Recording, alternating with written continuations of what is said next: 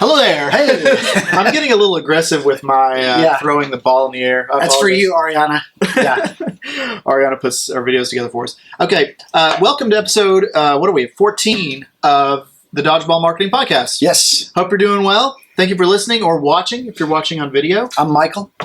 This is Michael. My name is Chris. We're the Dodgeball Marketing Podcast team.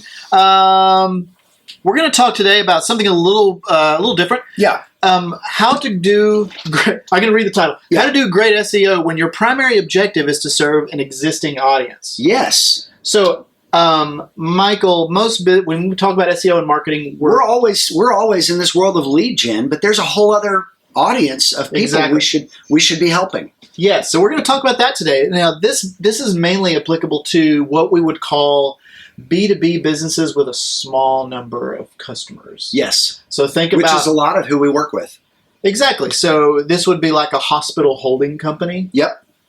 That really, the people that go to the... Now, people visit the hospitals inside that. They have their own websites and their own systems. Yeah. But the holding company... Yeah. It's just basically a place for investors, for potential employees, and current employees. Another example of companies we work with that fall into this category is private equity companies. Private equity. That are not really interested in their phone ringing.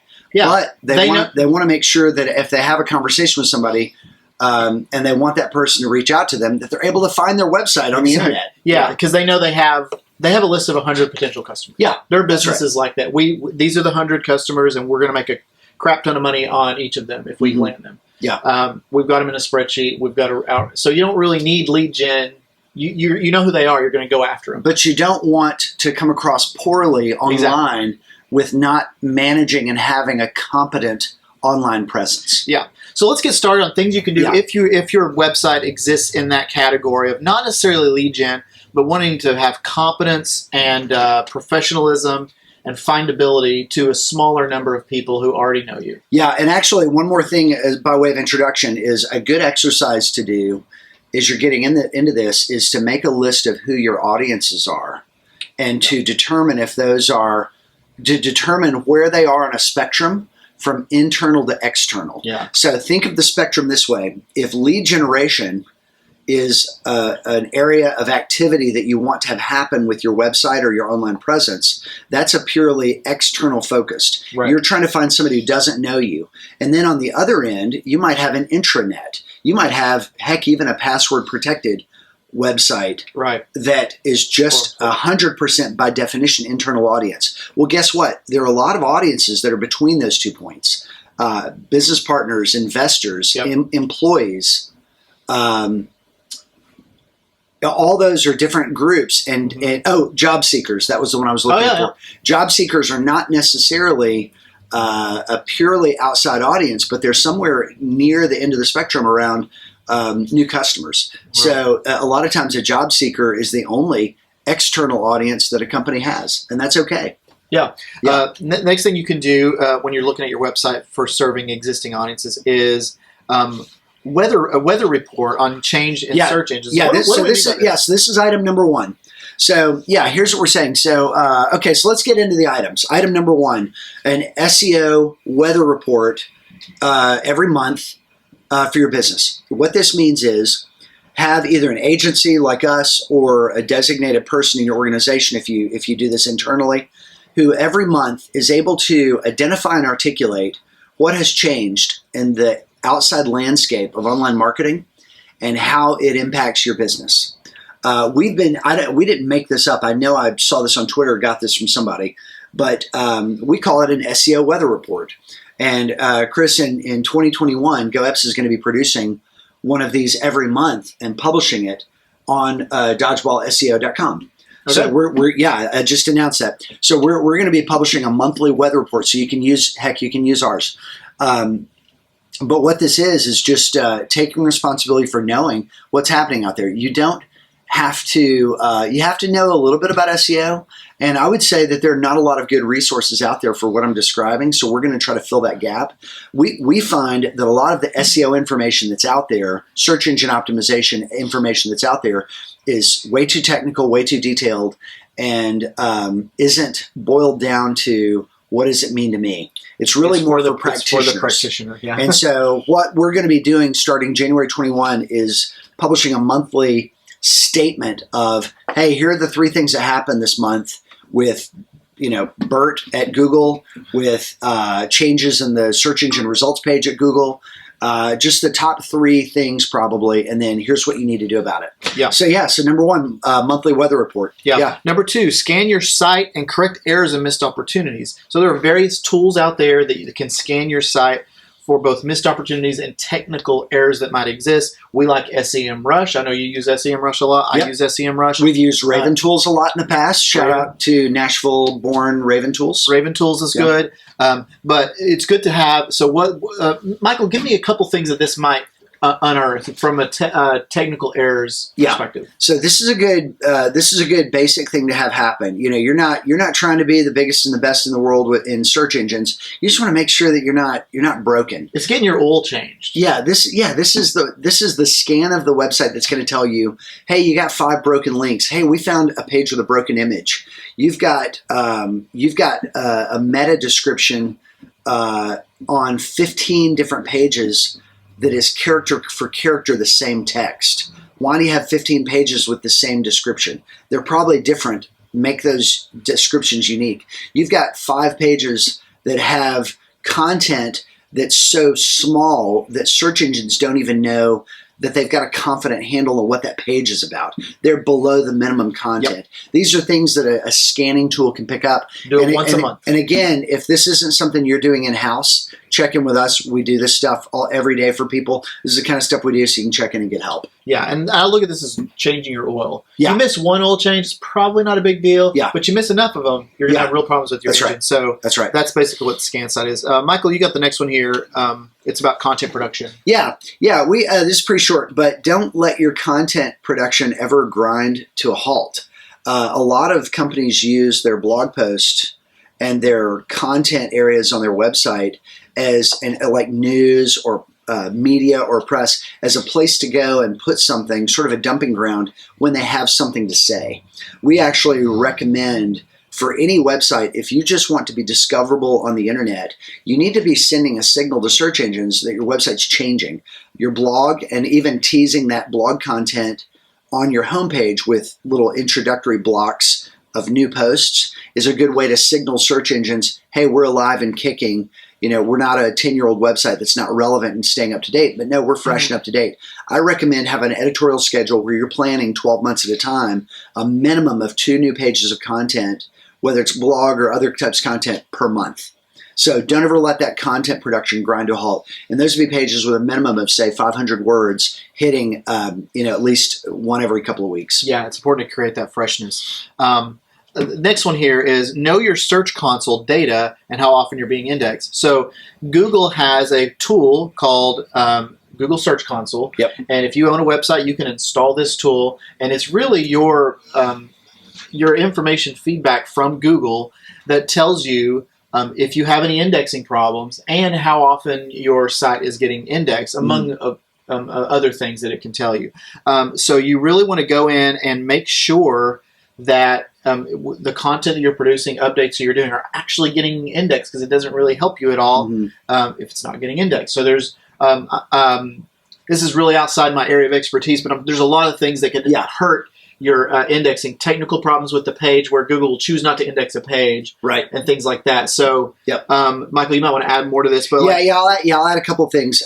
So one note is, remember, this is different than Google Analytics. Right. It's not. It doesn't measure traffic. Things. It measures how Google is scanning and cataloging and indexing your site. And it works with Google Analytics. There's some things that can help you from Google Search Console that we used to get from Google Analytics, keyword data. But you want to have both of these things set up and running. And the example, the case study that we talked about, I think is a really good one. Say you have a website and you add an FAQ. You have some really hot button issue where your customer service team is receiving a lot of inquiries, and you rotate that in to create an FAQ on your website to try to cut down on those customer service inquiries. Well, if your website's only getting indexed every 48 hours, you have a natural delay in the hot topics that you want people to be able to find, because you don't just want them to be able to go to your website and do a search and find the help they need. You want them to be able to go to Google too and find the help they need. People are using Google to do deeper site searches because Google is often better than your own site search. And so it's a habit, not necessarily, even if you've got it buttoned down and the site experiences or the search experience is really great on your website, people are still used to it being bad on lots of websites. So you want to make sure that anybody who's looking for a specific technical problem or a certain piece of contact information or how to do a certain task with your company or your service. I'm thinking about if you're a software company, I'm thinking about a software company that we work with. This is a real example I'm thinking about in my head, as opposed to thinking about somewhere else. So tightening up the time frame by forcing or requesting 24-hour indexing is a good way to shorten that distance, to tighten up that loop between you and your customers. So when you're really focused on creating a great experience for an existing audience, don't make assumptions about, well, it's on the website. There's also this stuff outside of the website for it being discoverable that you can actually control better now with Google Search Console than we've ever been able to control before with Google. Yeah, that's a good one. Next, know what keywords people are using to find you. Michael, I'll let you take this one. Yeah, I love this one. So we've got a routine that we do where if a company comes to us and says, hey, we're not really trying to get a lot of website traffic. We know that marketing is usually about traffic. We just want to make sure things are working. We just want somebody to help us keep the lights on. One of the things that we'll do by way of analysis in order to accomplish that is we will take the keywords that people are using to find their website, not the keywords they want to appear for. That's a different set of keywords. And that's important too. That keyword research for SEO is important. These are the keywords people are finding to actually discover you. And this is enlightening. And what you can do is take, say in a month you have 100 of those keywords that people use to find you. You might have 4 or 5 different subject areas that they can be sorted into or clustered into. So then you've got essentially 4 or 5 clusters. And then what you really need to do is make sure that for those clusters, you're thinking about either the other keywords or the content that's needed for those clusters.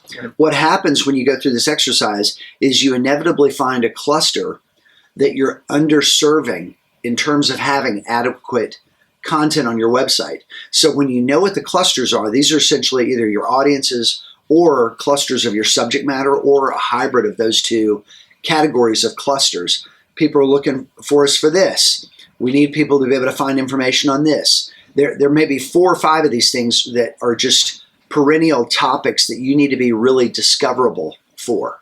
Fill in content gaps for your clusters for the keywords people are using to find you. Yeah. Our next one here is continue to manage your offsite directories and citations. So we call these maps and apps. Yep, maps and apps. So what this means is various sites that are built to be an index of businesses. So an obvious example is something like Google My Business. Yes. Which is Google Maps, same thing. Yeah, and which is a map, an app, and an app. Exactly. But it's also a website and an app. Exactly. Another example would be Yelp, and there are countless industry-specific directories. And the thing you need to make sure you do here is make sure all of your information is current and up-to-date and matches. Yeah. So Google doesn't like it when you've got all kinds of citations and links and directories pointing at you, but this one has your old address, this one has an 800 number, this one has a local number. You need to make sure that all of those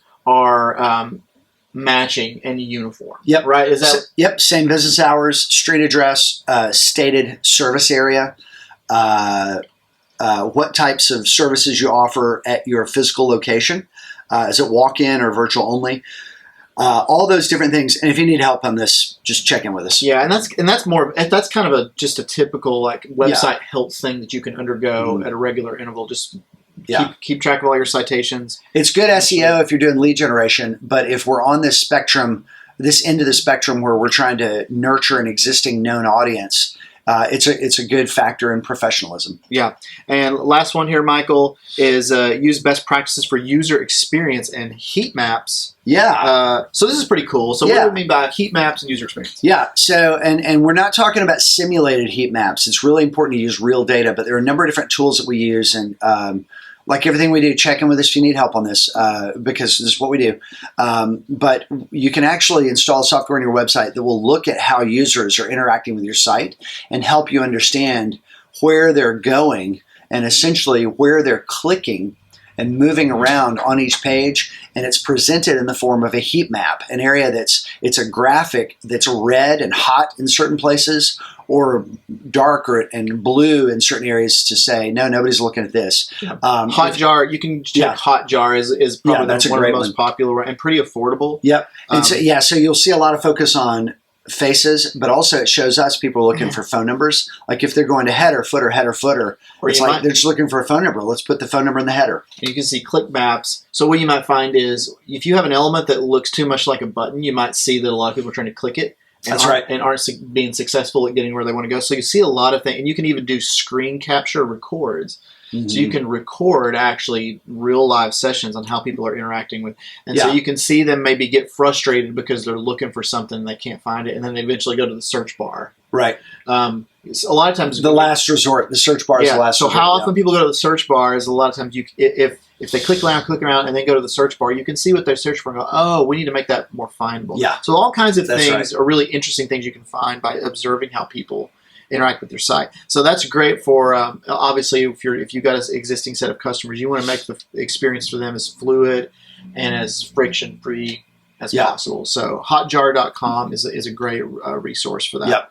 Good. Great. Yeah. So I hope that was helpful. It's a little bit of a different episode in terms of most of what we talk about is lead generation and showing up in search engines and widening your audience. But these are really great practices to deploy if you have a smaller set of known audience members that you're trying to serve. So I hope it was helpful. Awesome. Yeah. Thanks, everybody. All right. See you on the next one.